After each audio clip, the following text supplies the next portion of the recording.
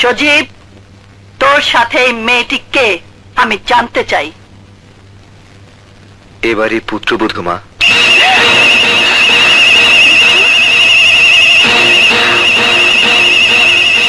পুত্রবধূ এই বাড়ির? সজীব, আমি আবারও জিজ্ঞেস করছি, বল কে এই মেয়ে? বললাম তো মা, আমার স্ত্রী, তোমার বৌমা।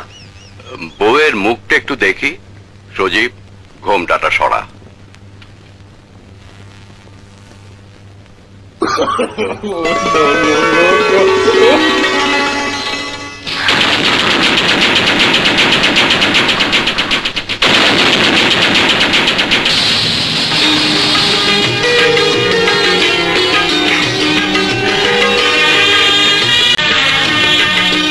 মাশাআল্লাহ, কি সুন্দর, যেন পূর্ণিমার চাঁদ। গায়ের রং তো কাঁচা হলুদের মতো।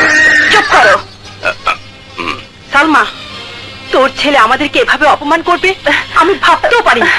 ওহ নো মা, এতে সজীবের কোনো দোষ নেই।